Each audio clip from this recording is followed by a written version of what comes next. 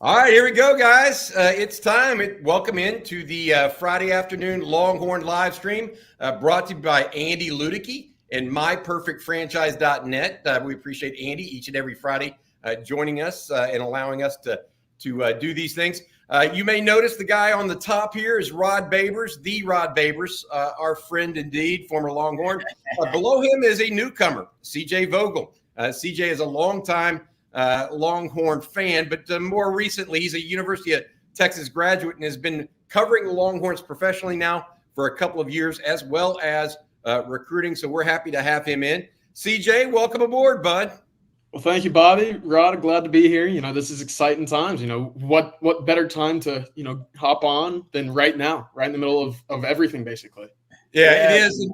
It is in the middle of everything, CJ. We appreciate you, dude. So we're currently, by the way, 30,000 subscribers right at it today.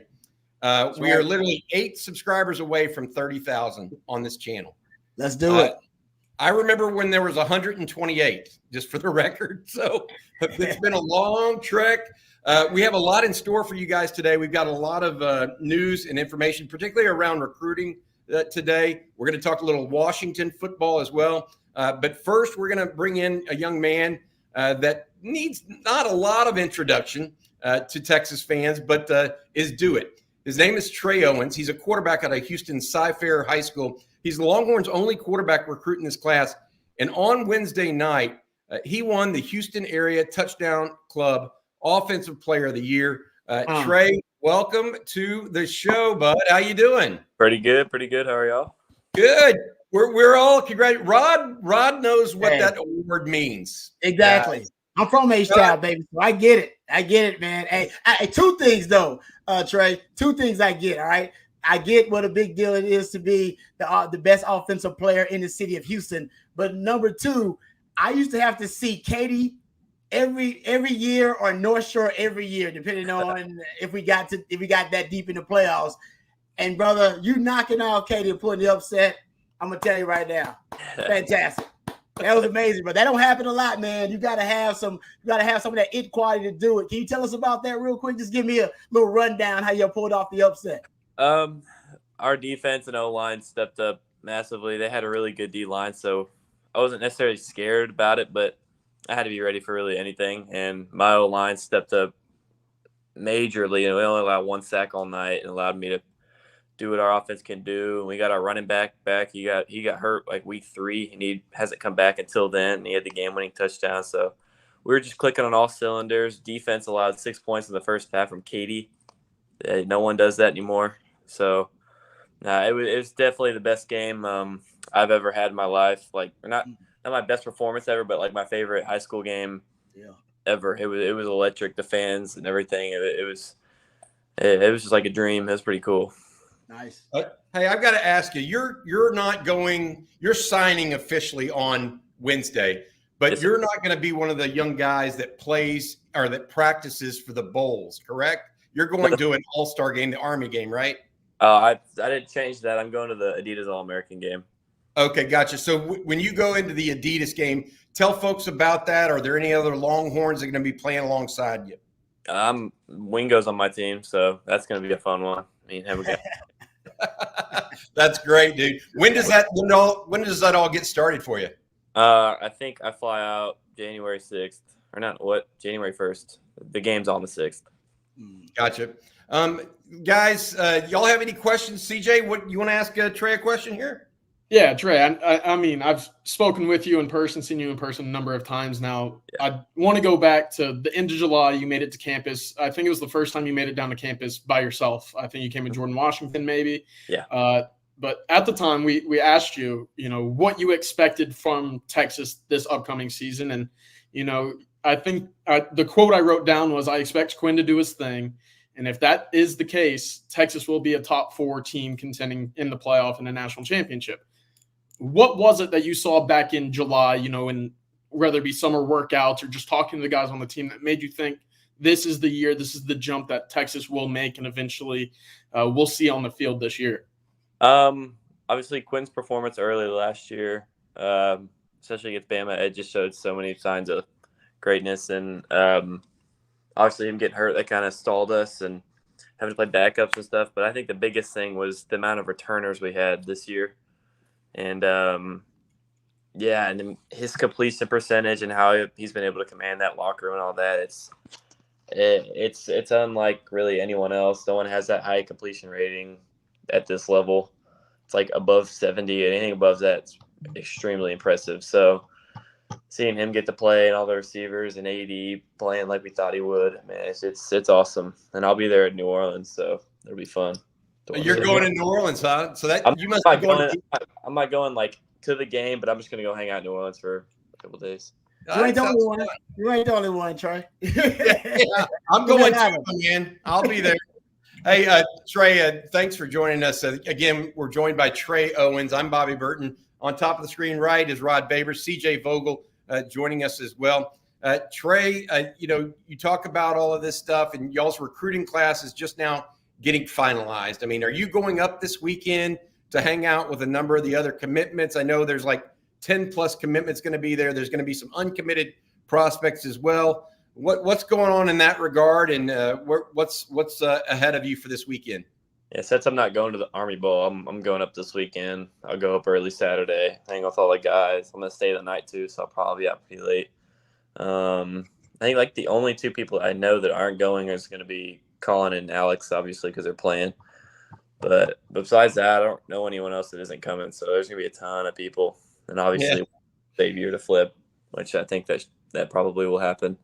So, well, you got to cross your fingers. The thing we know, you can't speak for other people. It's hard to do that in this business. But let me ask you another question as it relates to this whole class. Have y'all gotten really tight via text message? Do you talk to those guys? I mean, how is that going? Well, we have a Snap group chat, but we talk. As of recently, we've started talking a lot more, almost daily on it. So just joking around, talking, seeing what everyone else is going to do, who's going for bowl practices, who's early enrolling, all stuff like that. Just small talk, but now we're getting a lot closer. So it's going to be a really fun class. And these next couple of years will be really enjoyable. You mentioned that, Rod. Do you have something? I just want to ask you real quick about your game just for a second. You know, I'm watching film, so I want to know from you, because you took your game to another level, obviously, this season. What did you emphasize working on in the off season, and did you actually accomplish that? Did you accomplish the goals that you had in the off season in terms of your personal game, improving your skill set, developing? What were these specific things that you wanted to get better at? Moving out of the pocket and running a lot better. Against Katie, I'm gonna brag a little bit, but it was 3rd and 14 in overtime, and our pass play didn't work, and I ran at the middle field. I juked the linebacker and got the first down. I mean, that just being able to do that on key situations is always helpful. But yeah, honestly, throwing on the run, running, being able to stay in the pocket when I need to and have to, and trusting my receivers, knowing where they're going to be, and it's just. It was real fun this year. It's going to suck that it's all over, but obviously these next couple of years are really enjoyable. Nice. Yeah. Hey, you mentioned being a mid-year enrollee.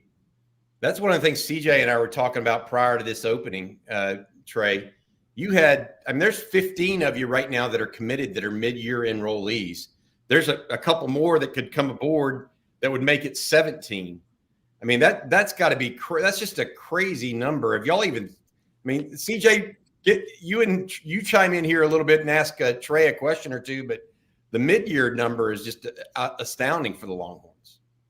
Mm-hmm. I mean, the more this game's kind of grew, I mean, it's almost like a necessity to graduate early. It's a lot of help. You get to learn the plays and get bigger and faster and stronger before you actually start playing.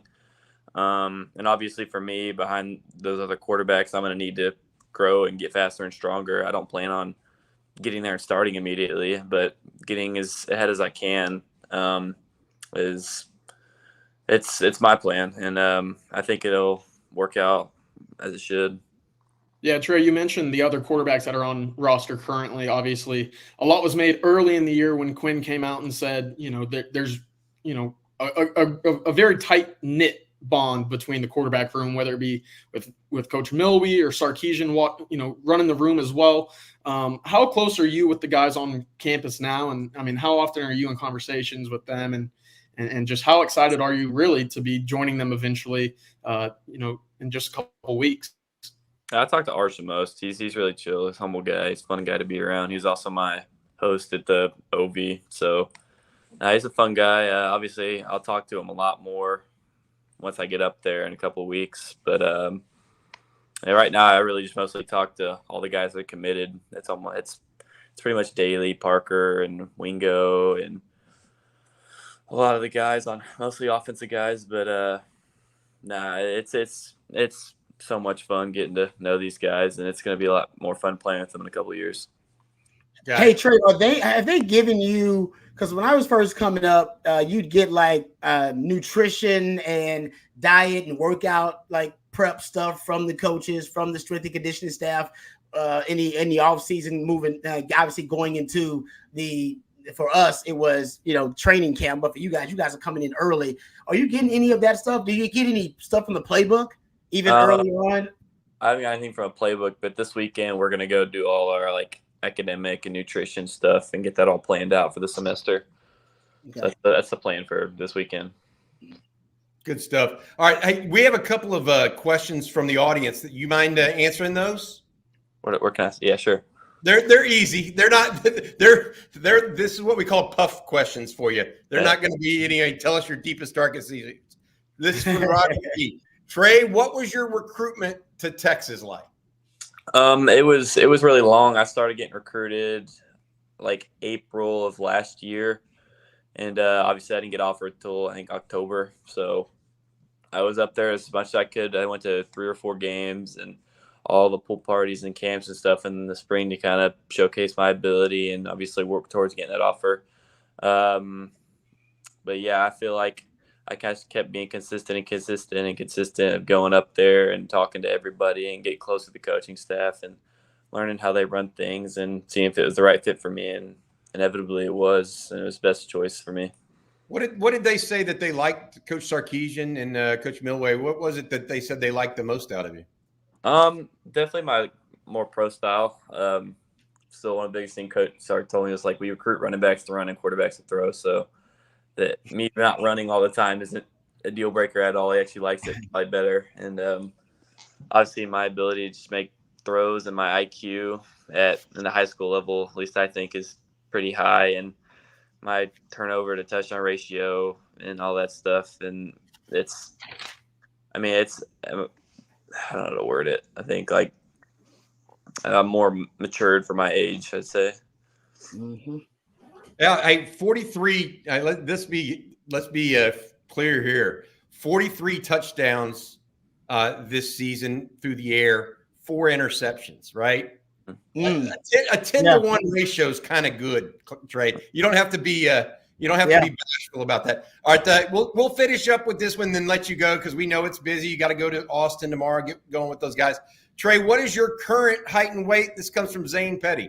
So funny thing is, I don't lose weight during the season. It's weird, but I'm 6'5", 235 right now. I put on weight, so I'm pretty big. Wow. I don't look like it, but credit that to the weight room, right? Yeah. Or the pantry, whichever one. Or the pantry. All right. Trey Owens, we appreciate you, buddy. You having fun this weekend. Get yourself going and hook 'em, bud. Yes, sir. Thanks, Trey. Hook 'em, brother. Good deal, Trey. Thanks. Yeah. All right. That's our friend Trey Owens, future Texas Longhorn. He signs with the Longhorns on Wednesday. Ready to get going and get it going. What do y'all think, CJ? You've watched him. I've heard what Rod saw from him before. I haven't heard from you. What did you see from Trey Owens as a high school quarterback? Yeah, no, I saw him in person against Jersey Village this year. And I mean, you mentioned the 43 touchdowns of 4 interceptions. I think I saw 6 of those in the first half, 6 touchdowns in the first half against Jersey Village. I mean, by the third quarter, he was putting on the headset and hanging out with his teammates. So the thing that really stood out to me whenever I watched him in person is he mentioned he likes being a passer of the football. He's not, an overly athletic guy that will take off and, go hurdle a couple guys and Mike Vick you all the way through the end zone. That's not necessarily his play style, but what is impressive when you watch Trey is he does maneuver through the pocket very well. You know, this is a guy that'll climb. He can sense pressure from behind. He's a guy that really knows how to get out of sticky situations without needing to extend play, or I guess go beyond the line of scrimmage to, necessarily use his legs to gain yards. It's always looking downfield. It's always finding ways to get to a spot to throw the ball and find guys down the field. That is very impressive in tight situations when the pocket collapses.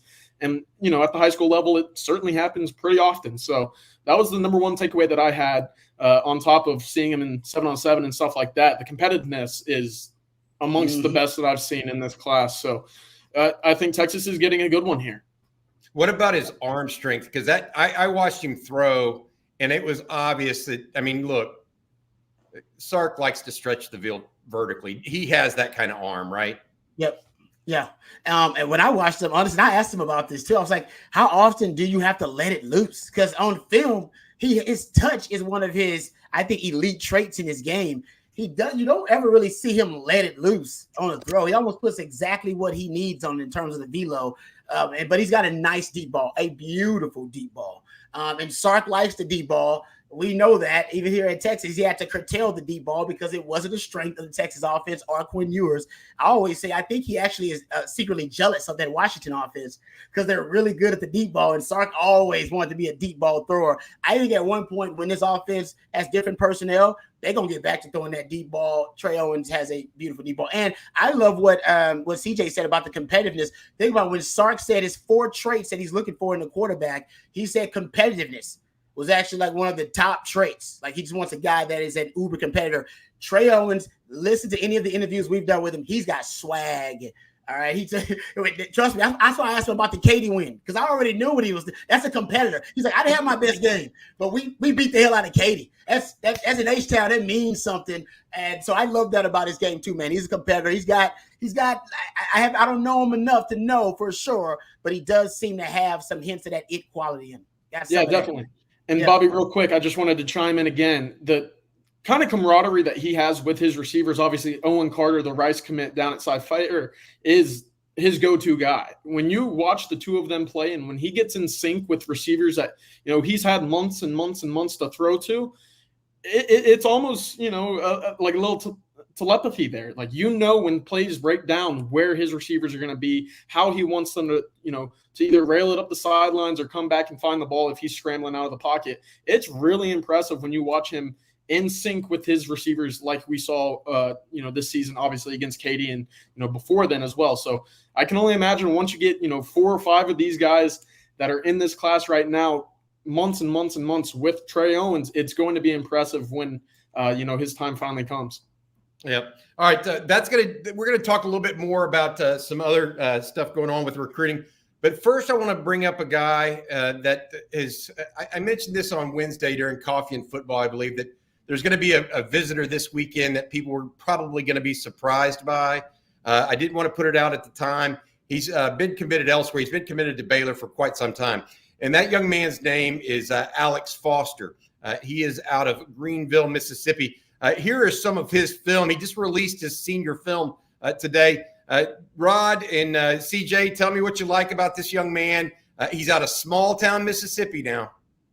You can tell. I mean, he's a great raw athlete. They got him playing in a 2-point stance a lot, playing up on the edge a lot too. So not sure what Texas is projecting him to be, but he's definitely a guy that's comfortable on the edge, comfortable in space. I love his pursuit to the football. You'll see several plays, him just tracking down the football down the field past the line of scrimmage. I love that about his game. He looks like, I just say, a raw athlete on the front. And as long as you got development, which Texas does, you can take these kind of guys with elite athletic traits. They're not necessarily well-rounded football players yet, not close to complete yet, but they got certain elite traits that if you can develop around those elite traits, you're talking about a hell of an upside. Yeah, 100%. Go ahead. I think it's really important that you even mentioned it to start with. He's from Mississippi. A defensive lineman from that area, that Georgia, Alabama, Mississippi, the boot. Those are guys that you see a lot of hit rate on. And obviously Texas has seen it themselves when you look back at Malcolm Brown and what he was able to do back here.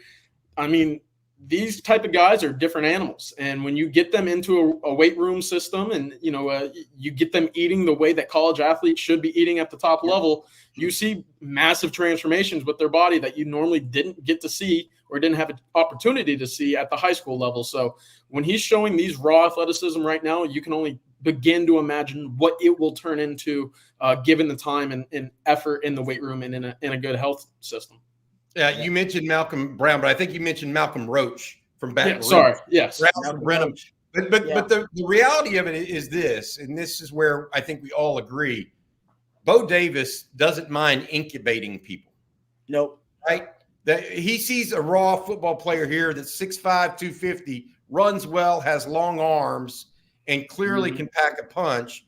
And he's saying, okay, come sit with me for a year and a half. Let's get some weight on you. Let's see whether you're an end or a tackle. Let's really see how hard you're going to work. And then in 2 years' time, let's talk about it, right? And I think that's where, in my opinion at least, Texas is going to try to go with Alex Foster, young man out of Greenville, Mississippi, who is making his official visit to Texas today and trying to go in that direction. I will add this. I want to add this. Texas also expected to have in Xavier Phil-Sami, the defensive back safety out of McKinney, Texas, later today. CJ, haven't asked you about him, but what's the latest that you're hearing on Xavier Phil-Sami in recruiting? Yeah, I think, dating back to the Red River Shootout, I mean, this was a guy Texas has kind of panned around and said, we're going to turn up the heat. Texas wasn't really involved in this recruitment dating back to when he committed to Florida and even dating back to the beginning of 2023. But as the season kind of progressed and we started seeing really the wheels start to fall off in Florida, a door started creaking open there. And it's fun whenever you kind of look at the type of prospect that he is. And this was a guy who was, 10-5 flat guy, very early in his high school career. He's a guy that you see him in person, you think, God, how long has he been in a college weight room? I mean, these are the physical tools that you think you can look at and you say, imagine what he could do a few years in development, with Gideon and in that Texas defensive room. I mean, it's impressive physically what he brings to the table, and Texas has been chipping away. Each week it just feels like that door is creaking open just a little bit more, and now you see an official visit locked in. It feels like the writing's on the wall, but of course the visit has to go very well and has to be, really the bookend to saying this is why Texas is the spot for you. Let me ask you this: to your knowledge, did Florida losing their defensive backs coach, actually firing Corey Raymond, have an impact on this recruitment for Florida? Because he was Raymond was Phil-Sami's primary contact with the Gators. I have to think it is. And I think this is a recruitment that Texas benefited from Florida losing Corey Raymond for a second time. You go back to Wardell Mack, who won that recruitment for Florida. It was his relationship and the promise of being developed by Corey Raymond and what he did at LSU at the time to be, kind of carried over for their time at Florida. When he departs, that promise is no longer there. And you look at the Florida program as a whole, currently it's not exactly what you want to enter into, if you're a 5-star defensive back. And so obviously Texas winning and making a push for the college football playoff is helping their cause more than in more than one instance. And so I have to imagine that is certainly a big factor there. Hey, Rod, question for you. How big is that as a player, former player, someone that was recruited by a Florida State at the time, which was a national power, Texas and A&M, that consistency at defensive back coach or by the guy that was recruiting you? Yeah, I mean, it is really important. I mean, and I will tell you, I think it's actually important for development. We're seeing now under 40 acres, right? This consistency of development. I think a lot of it, we don't give enough credit to, start keeping the staff together, trying to keep as much stability with the staff as possible. Same terminology, same system. That really does help development. In terms of recruiting, I had a change in DB coach. I was recruited by Everett Withers, damn good DB coach, ended up being a head coach at Texas State, coached in the league for a little while. he was my original DB coach, and then I got Coach Akina, and I love me some Coach Withers, but Coach Akina was a different level of coach and different style of coach. You know what I mean? He was cerebral. He was about being a student of the game. He taught me about being a football investigator, picking up on clues. I never would be able to do what I'm doing now without Coach Akina. He transformed me as a player. In terms of my football IQ and football acumen. So sometimes it can be a blessing in disguise, that change in terms of a coach. But Corey Raymond, he's a made man. He's kind of like Coach Akina. Got a lot of respect in the DB world. Even that name, you dropping it, I remember that name. So that also means a lot too. Sometimes you want to be developed by a great DB coach, and maybe that made a difference. Yep. All right. We got some more questions and comments to get to. We got a long hour here to go. Rod's going to dip out here in about 10, 15 minutes, I think. He's got to get to the doctor's office for the baby. He's got a I'll slide on out. Y'all don't even notice me. I'll slip on out. Y'all don't even notice me when I leave. Before we get to that, though, we want to say thank you to our Friday afternoon sponsor. Each and every Friday's live streams brought to you by our friend Andy Ludicky at myperfectfranchise.net. If you're looking to start the new year fresh and want to own your own business, there's one person you need to call if you're thinking the franchise game might be right for you. It's Andy Ludicky. Give him a call at 404-973-9901 or email him at andy@myperfectfranchise.net. He does a free consultation, takes you through all these steps. It's really simple. I did it myself actually more than a year ago now, and it is really an interesting situation that he can get you into a business that may be fitting right for you. All right. CJ, have not talked to you, so I want to hear about your thoughts initially on the Washington Huskies, your prevailing thoughts about the Huskies and the Longhorns in the matchup in New Orleans. Yeah, I mean, who's excited for the rematch, especially with all this on the line? It's exciting, and, you talk about the revenge tour. This is going to cap it off, so it is exciting. I will say it's not the best matchup for Texas when you consider the 4 teams on the college football playoff, or I guess the 3 other teams. We know Washington's a high-flying, explosive offense that stretches the field vertically offensively, and we've seen that throughout the year. That's not necessarily the best fit that we've seen against this Texas defense at times. And so the big names offensively, whether it be Rome Odunze, Jalen Polk, these guys are going to test the Texas secondary, and it's going to be important again for Texas to sit back, hope that they can make Washington one-dimensional, which is something that they've done seemingly every week since Oklahoma. That is important. And when I went back and watched the Washington game from last year, I can tell you what's not going to happen, and that's Washington running for 160 yards and average 6 yards on the ground per carry. That's not going to happen. Will they have success? Sure. They've ran the ball very well against Oregon this year. They've looked good at times in terms of getting explosive chunk plays through the ground, but that's not going to be, a successful hit rate against Texas. And so I have to imagine if you create it to be one-dimensional for Washington this bowl season, it's going to be a better turnout in my eyes for Texas defensively. Rod, what do you think about that? Because you had some stats that were just eye-popping. CJ's right. It's Texas is a better football team than Washington, in my opinion. They're just a better overall team, but they have a specific strength right, that targets a weakness of Texas, and that is Texas pass defense, especially on vertical routes downfield.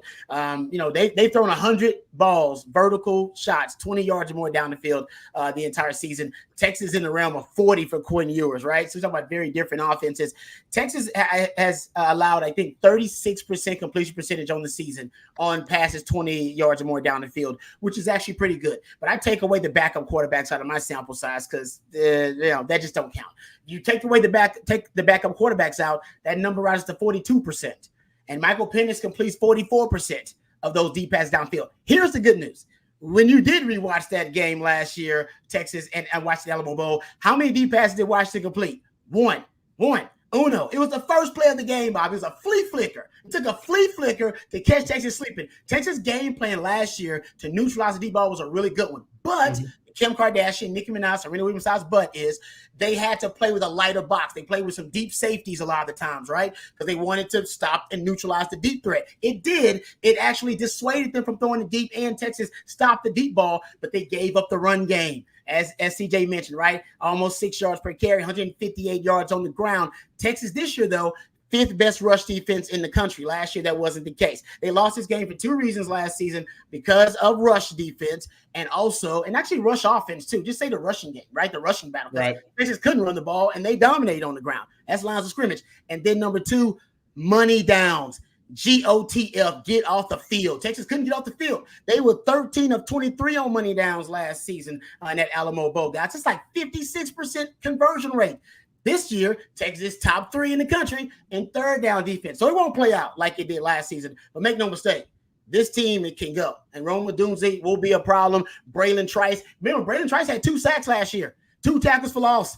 All right, he's got 68 pressures on the season. Led college football with 70 pressures last year. If you don't stop Braylon Trice, he will wreck your offensive game plan. I assure you, he'll be drafted in the first round, if not top of the second. Roma Dunze's a first round. They got more first round picks right now than Texas does. Michael Penix will be drafted in the first round too. Don't sleep on him. All right, I gotta go. All right, All right, guys. All right, killed it, buddy. Be good, man, and hook him. That's Rod Babers, guys. He's going to his daughter's checkup. CJ, I don't know if you know this or not, but Rod had a child right around the Oklahoma game this year, his first one ever, and so he's been a little dragging at times, but he is now. The child's now sleeping through the night, which I don't think you have kids yet, do you, CJ? Absolutely not. I'm far away from that. Okay, well, good for you. All right, we'll keep on here. We'll talk a little recruiting with myself, Bobby Burton, and CJ Vogel. We'll also talk some more Texas, Washington, if you want to. We've got some time here until the top of the hour to keep going. Let's start with a super chat from Winston Culpepper. This one from Winston. If Quinn Ewers gets injured and Arch has to play, will he lose his red shirt this year? The answer there, Winston, is no. About 4 years ago, the NCAA changed its red shirt rule. Now you can participate in up to 4 games as a true freshman or in any year and maintain your red shirt. As of right now, Arch has played in 2 games for Texas. Obviously, he played against Oklahoma State. His debut was against Texas Tech. Those 2 games were big for the Longhorns, obviously. But now he only has 2 games left that he could even get to. So the max he will play in this year is 4. So he's at no danger right now of doing that. All right, Roberto Weller has one. Anything on where we go for linebacker, coach? Any chance Gary Patterson, if it's an on-the-field job and he doesn't get a head coaching spot elsewhere? Gary Patterson's interesting. Colton Swan, the linebackers coach, out of Utah, is someone that Eric Naleen had mentioned before. There's also the idea that Derek Johnson may throw his hat in the ring for that spot. I mean, those kind of things. My take on it is, CJ, is do we think that Steve Sarkisian really has to rush this decision? Because I don't feel like he didn't rush Chris Jackson last year. No, absolutely. Why would he have to rush this one? No, I think you're spot on. And again, it's not like you're rushing to find a replacement to lure in recruits. Obviously, we mentioned Ty Anthony Smith potentially visiting this week. That's really the only linebacker that you're worried about in the cycle. So that's interesting on that part as well. And when we look at Sarkisian's approach to the Chris Jackson hire, he didn't necessarily rush it. He wanted to find his guy, and he wanted to find a guy that could teach, develop, and get his guys to play well on the field. Not necessarily an ace recruiter or a big name that had a lot of skins on the wall, but a guy that he felt was a right fit for the program, for his staff, and could raise the level of play to where we hadn't necessarily seen at the wide receiver position at Texas. So I do think there's no rush. Obviously, Jeff Choate is going to be helping out until the end of the college football playoff. That's going to lock up what you want to be helped at, in terms of the linebacker position in practice and moving forward. And so really take care of business for the rest of the season, and then all attention goes to it. I'm not saying that's going to be the plan, but it certainly makes things a whole lot easier to say, I don't need to rush this hire. I can find the right guy. I can take things slow and evaluate all the options. Yeah, that's where I'm at too. I mean, why? Look, he's done such a good job with the coaching hires he's made, CJ. Why would he mess with success? Be deliberate, figure out who you want. Hey, this one's from David Keith Williams. Jamon Tapp seems like he'll eventually be a strong side defensive end. At 6'5", I think Alex Foster might be more like how we view Jure Bledsoe. Foster could focus on muscle and weight gain for 2 years so he can play defensive tackle. At 6'5", 250, and you really haven't gotten into a college weight program yet, CJ, Right. There's a good chance he's I mean, look, Tavondre Sweat came in at 275. He's at 364. That's 90 pounds. If Alex Foster adds 90 pounds, he's 340. He's definitely not a defensive end. Right. No, 100%. And I have a Texas roster taped up on my wall over here. So I was looking at that. Jamon Tapp, is now listed at 266. The thing with him, the thing that you really have to evaluate when it comes with defensive linemen, especially guys that teeter from true edges and guys that you can spin inside to the interior, is the way their body is shaped. And I mean that in the terms of the lower body specifically. When you look at Jamon Tapp, and this was the case coming out of high school, I got to watch him at the All-American Bowl in San Antonio. His lower body did not kind of resemble that of a guy that was built to be on the interior. When you look at Alex Foster, this is a guy you could say, all right, like I see the thick legs, I see the thighs, the glutes. That looks to me like someone that could build into a guy that plays at the 3 tech or even slides to the nose should everything go well in his development. That was never really the case, I at least in my opinion, with Jamon Tapp. And so that's a big evaluation piece whenever it comes to evaluating defensive linemen. With Foster, I think he's more suited to slide inside. But again, at 6'5", you've seen guys that Texas has developed like Charles Omenihu that have had success on the edge, and it certainly works there. It all depends on how his first couple months in the program go at Texas. CJ, you're new to the program, and I want to introduce you. Probably I graduated from the University of Texas a few years back. You've been covering the Longhorns both online and elsewhere, but really you've also been covering recruiting too. So you're a 5-tool player here. You cover not only the team, but also recruiting. And so that's why I'm asking all of these questions of you. Let's go to something else. The transfer portal's in full bloom right now. We've reported here at On Texas Football that Andrew Makuba and Matthew Golden, the nickelback from Clemson, as well as the wide receiver kick returner from Houston, are expected on campus this weekend. There are reports out there that Tyler Barron may be also on campus at some point this weekend. He's a defensive end from Tennessee that had 6.5 sacks this year. You had another guy you wanted to mention as well that you think might be on campus with Barron. Go ahead and tell people who that is. It's current, or I guess former Tennessee safety Danico Slaughter. He's a guy who really expressed a lot of versatility this year for the Vols. He had starts at safety, corner, and nickel. So really a guy that you can throw anywhere and see success, right away in any role in the Texas secondary. He's a guy that I was passed along the name earlier this week. Again, I'm not 100% sure if he's coming in, but if he does, it will be coming in with Barron, the two of them coming in together as well. Yeah. The other name that I had heard in the secondary, another nickel, it's clear they're looking for a nickel for Jahdae Barron right now. And that is Brandon Johnson out of Duke, who some think might be ending up at Notre Dame along with the quarterback, Riley Leonard as well, CJ. All right, here's another question. This one from Rick Ambergay. Any word on Chris Ross? I remember hearing he was taking classes and hoping to see if he could get a second chance. He showed tremendous first step pass rush in the Bama game. I've been told that he is out and not expected back. He is taking classes because he wasn't kicked out of school, just no longer a member of the team. You hear anything like that, CJ?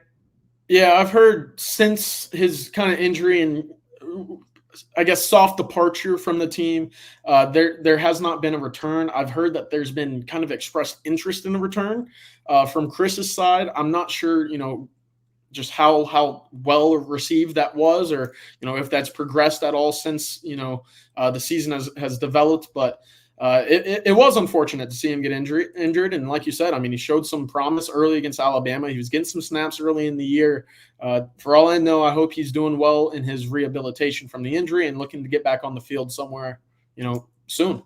Yeah, I think that we all wish the best for him, but I just don't think that there's a path right now for him to come back unless Steve Sarkisian sees it that way and gets going with it. Hey, the other thing I want to mention, when we had Trey Owens on earlier, I just started thinking about it. How big are the Texas quarterbacks? Huge. I know. He just said he was 6'5", 235, like he was just – I mean, he just said it like it was no big deal. I mean, look, Malik Murphy was huge. He was 6'6", 235, 245, maybe even bigger. Arch Manning's no small dude. Quinn Ewers of the group looks small, but he's not actually small. And then you have another guy coming in at 6'5", 235. That quarterback room, they could be a power forward basketball team.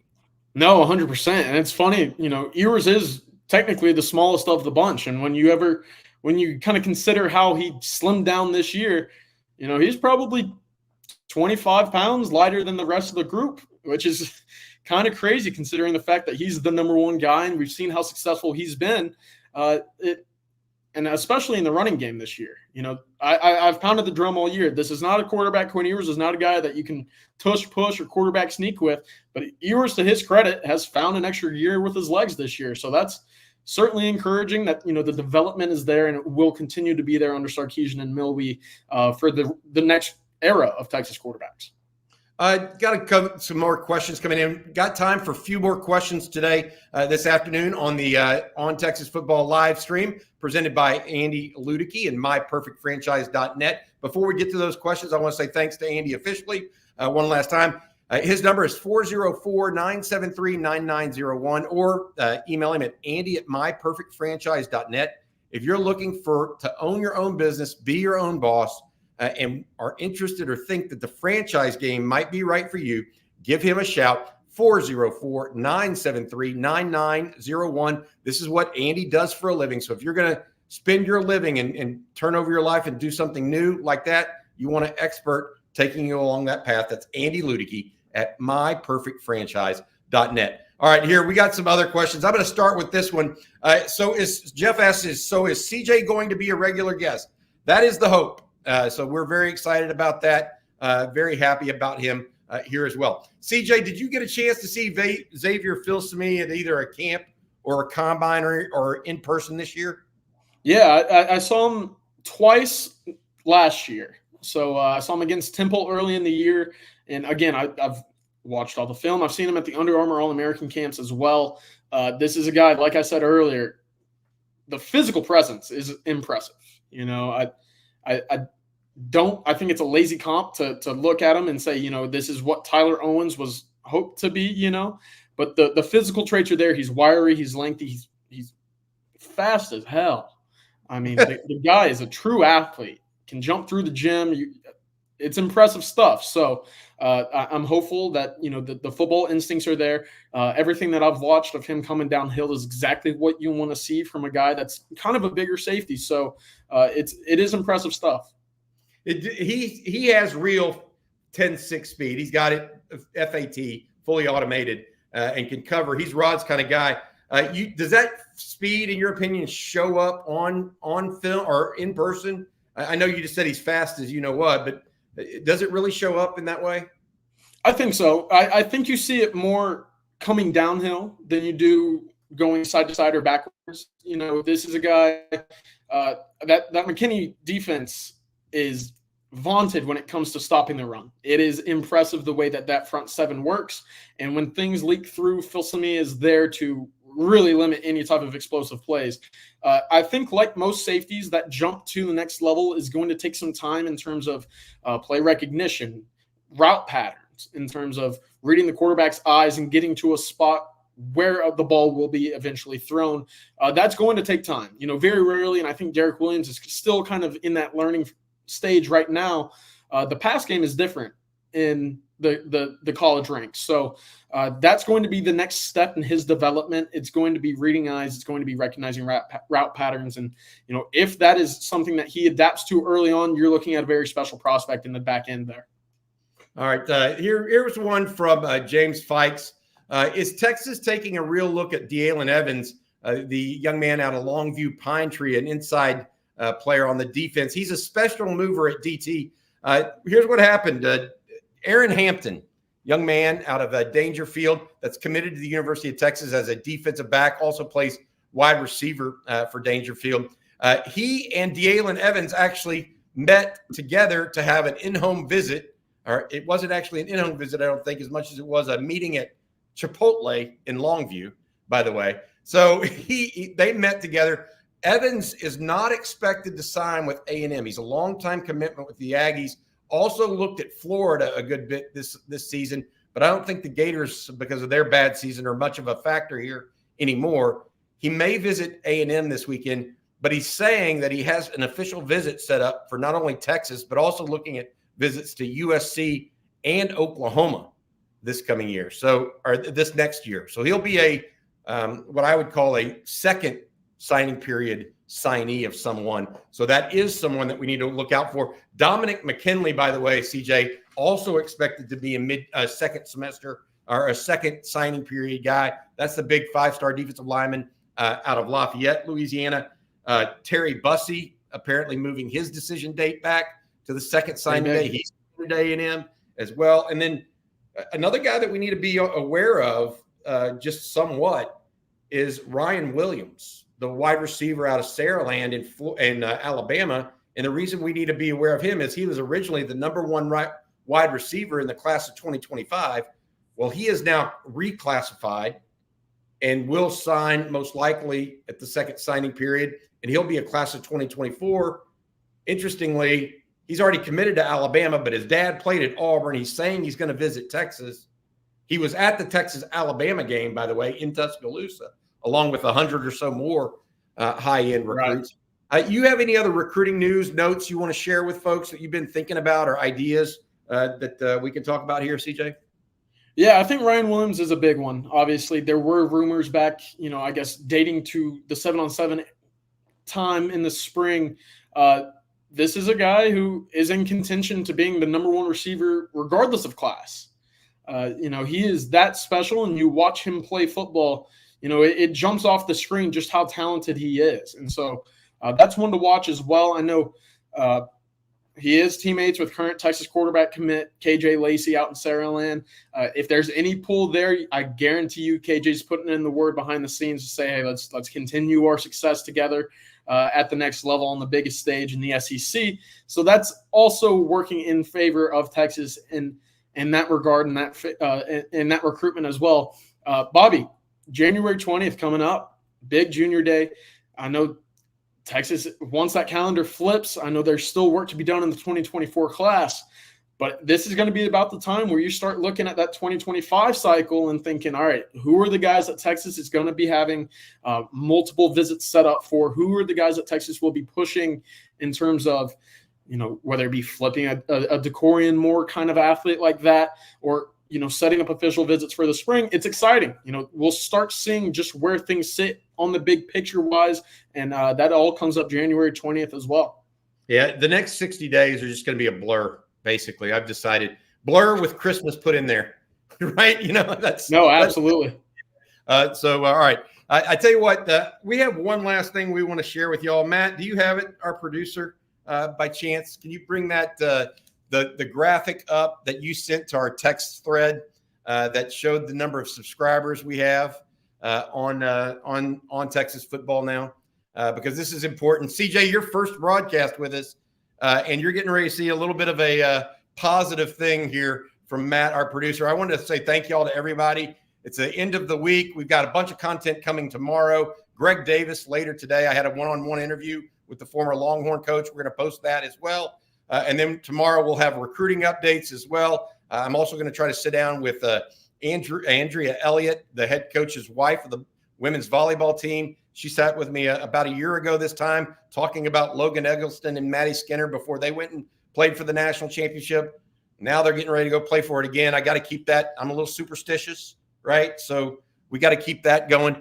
Matt, when you get a chance to put that up, please do. And we'll celebrate on the way out here with CJ Vogel, our friend. This has been sponsored by Andy Ludicky of MyPerfectFranchise.net, each and every Friday's live stream. Here it is. Look at that. 30,000, dude. Congratulations. Somebody posted in here. I was one of the first 128. I remember those days. There were no graphics involved. It was just me on a Zoom screen. So, hey, Everybody, thank y'all so much. Thank you, the audience, for 30K. CJ, Rod Babers, thank you all for joining as well. Trey Owens, early in the show, if you're just now getting in, Trey Owens, the quarterback recruit from Texas, was on the very first part of the show. Please feel free to rewind and watch that as well. All right, for CJ Vogel, I'm Bobby Burton. This has been On Texas Football. Hook 'em.